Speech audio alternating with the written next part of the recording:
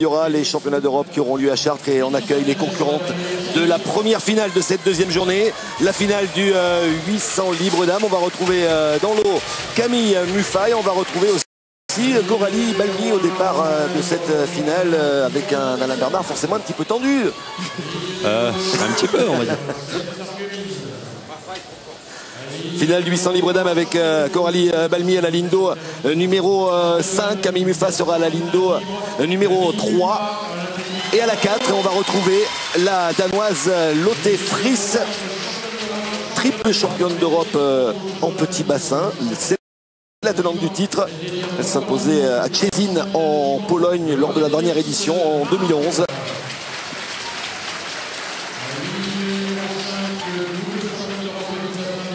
Et Coralie et Camille qui vont entourer Lotte Friis. Lotte Friis qui a tout simplement le deuxième meilleur temps mondial de l'histoire dans cette épreuve du 800. Coralie le troisième. Voilà, le record du monde appartient toujours à Alessia Filippi depuis les championnats d'Europe en petit bassin. De Rijeka. Rijeka. Ouais, en Croatie. 8-4-53. En décembre 2008, Coralie Balmy, elle détient le record de France en 8-5-32. Elle avait réalisé ce chrono à Rijeka également. Ouais, à l'issue d'une très belle course, une très belle bagarre entre les deux nageuses. Alessia Filippi qui s'était imposée sur la touche.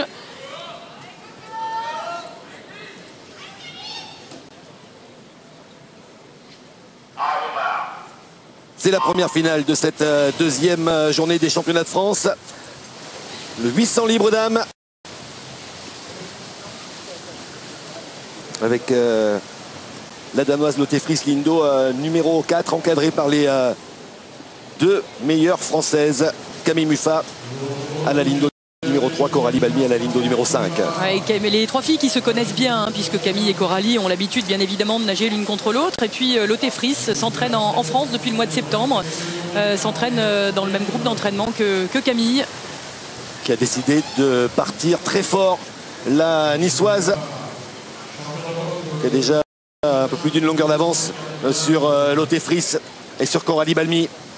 Camille qui a fait un très bon début de saison. On l'a vu battre le record de France du 200 en Coupe du Monde à Berlin. Raté d'un centième le record du monde du 400. Et effectivement, là, elle est partie pour nager un grand 800. Et elle veut faire comme son partenaire d'entraînement, je pense. Et répondre à Yannick Agnel, effectivement, qui a battu hier lors de la première journée le record du monde du 400. Oui, c'est vrai qu'il y a une vraie émulation entre eux. C'est aussi bien, on l'a vu aux Jeux Olympiques, l'un et l'autre. Camille remportait le 400 mètres le premier jour.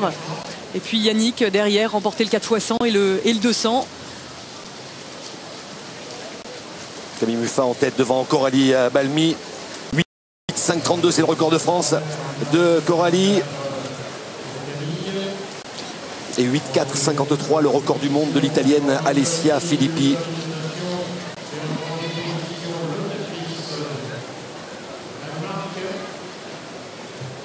Et la meilleure perf mondiale de la saison est la propriété de la néo-zélandaise Lauren Boyle en 8-15-73. Je discutais tout à l'heure avec Franck Esposito, l'entraîneur de Coralie, qui me disait qu'il espérait, Coralie s'entraîne dur en ce moment, et qu'il espérait qu'elle allait nager dans les mêmes temps que ce qu'elle avait fait l'année dernière au championnat de France d'Angers ici. Je crois qu'elle avait nagé 8-11. Camille Muffat a près de 3 secondes d'avance sur les temps de passage du record du monde de l'italienne Filippi. Allez, l'objectif pour Camille au passage aux 400 mètres, ce serait de passer aux alentours de 4 minutes, entre 4 minutes et 4-1, pour effectivement imaginer battre le record du monde de Filippi. C'est une fille, Camille, qui est capable de nager pratiquement aussi vite dans le deuxième 400 que dans le premier. Surtout que là, elle est facile.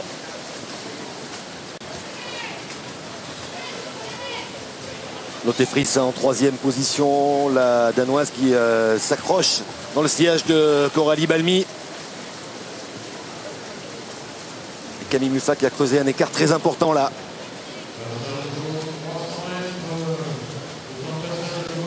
Alors c'est vrai qu'on parle depuis un bon bout de temps à Camille du record du monde. On en parle plus sur 400 évidemment que sur 800. Ce serait son premier record du monde. Et même si elle dit elle-même que le record ce n'est pas un objectif en soi et qu'elle préfère le titre, la victoire au record, en tout cas ce serait bien sympa et ça s'inscrirait vraiment dans la logique de ce qu'elle a fait depuis un an, de sa suprématie mondiale. Elle est toujours très en avance hein, sur les temps de passage du record du monde de l'Italienne Filippi. Allez, Coralie en deuxième position qui est en train de décrocher Lotte Friis. Lotte Friis, elle a quand même été 2 fois championne du monde en grand bassin, hein, sur 800 et sur 1500, en 2009 et en 2011. Alessia Filippi avait fini très très fort, si mes souvenirs sont bons, lors de son record du monde à Rijeka. Donc c'est pour ça que Camille doit prendre de l'avance. Ouais, Fabrice nous disait tout à l'heure qu'il faudrait qu'elle passe entre 4 minutes et 4 1 hein, pour avoir des chances de battre le record du monde. On va voir si elle est capable d'accélérer là après ce passage à mi-course. En tout cas, elle passe bien. En 4 minutes 85 centièmes. Quelle précision. Il suffit que Fabrice dise pour qu'elle fasse. Hein. Il doit avoir des talents de voyant. Voilà, allez. On va voir dans ce 5e 100 mètres si elle va être capable de maintenir la vitesse d'1 minute par 100 mètres.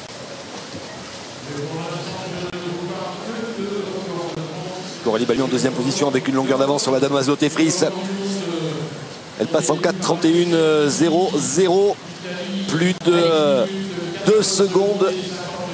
8 dixièmes d'avance sur les temps de passage du record du monde de l'Italienne. Elle maintient le rythme. Camille Muffat. Allez, encore 13 longueurs de bassin.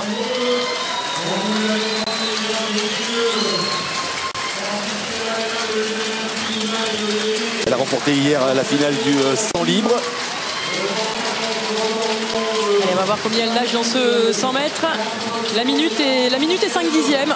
Elle a 3 secondes et 3 centièmes d'avance sur les temps de passage du record du monde de l'Italienne Filippi. Un record du monde réalisé à Rijeka lors des championnats d'Europe 2008 en petit bassin. Ouais, normalement, ça doit passer.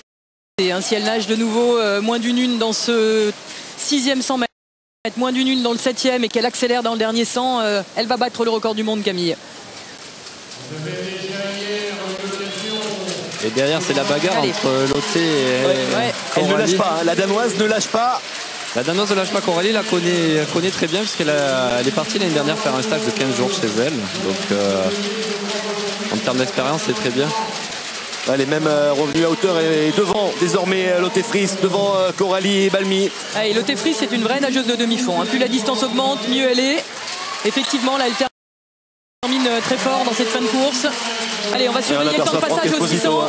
Attentif à la performance de Coralie Balmy, attentif bien sûr à la performance de Camille Muffat qui passe en 6-1, 78, 3 secondes, 24 centièmes. Elle va exploser le record du monde d'Alessia Filippi. Elle vient de nager la minute et 4 dixièmes encore dans ce 100 mètres. Elle est partie pour nager 8 minutes. Et il reste 7 longueurs de bassin. Elle prend 50 mètres là aux autres nageuses. C'est incroyable ce qu'elle est en train de faire. Et elle accélère encore. Allez, 6 longueurs de bassin. Elle prend 50 mètres à Aurélie Muller. C'est juste monstrueux ce que réalise Camille Muffat. 6:31.61 le temps de passage. Elle maintient sa vitesse. Elle va exploser le chrono de l'Italienne. Et derrière, Lotte Friis a pris l'avantage sur Coralie Balmy. La danoise en deuxième position, mais très très loin de Camille Muffat. On rappelle le chrono de l'Italienne Filippi, 8:4.53. Et Camille Muffat ne faiblit pas. On se souvient que l'Italienne avait terminé très très fort. Elle accélère. Elle a presque 4 secondes d'avance. Allez. Toujours autant d'énergie dans son dernier 100 mètres. On va quand même regarder la barrière des 8 minutes. Hein, parce que si elle arrive à vraiment accélérer, à gagner 2 secondes dans le dernier 100 mètres par rapport au 7e, elle est capable de nager moins de 8 minutes. Ce serait monstrueux. Mais de toute façon, déjà, le record du monde s'est fait. Le record du monde va tomber. Nettement. Camille Muffat va-t-elle nager sous les 8 minutes? 7:31.66. 30 secondes et 1 dixième. Ça va être compliqué. Ouais. Il reste moins de 2 longueurs de bassin. La dernière culbute pour Camille Muffat. Et on va avoir un deuxième record du monde ici à Angers. Après le record du monde hier de Yannick Agnel sur le 400, Camille Muffat va s'offrir le record du monde du 800. 8:4.53, elle va l'exploser. 8:1.06 pour la niçoise. Le deuxième record du monde qui tombe ici à Angers. 8, c'est 1, fort, 0, c'est très 6. fort. Et derrière Lotte-Friese qui va prendre la deuxième place. Coralie Balmy va terminer troisième de ce 800. Mais quel chrono pour Camille Muffat. Et puis regardez la course qu'elle a fait. Elle a nagé plus vite le deuxième 400 que le premier.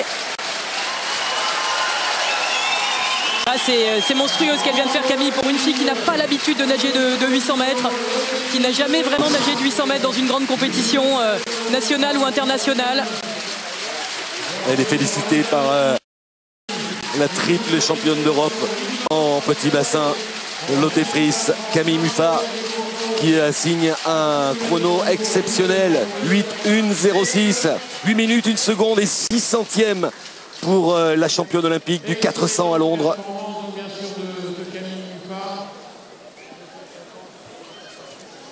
Elle efface l'italienne Filippi des tablettes et elle explose le record de Filippi réalisé à Rijeka en 2008.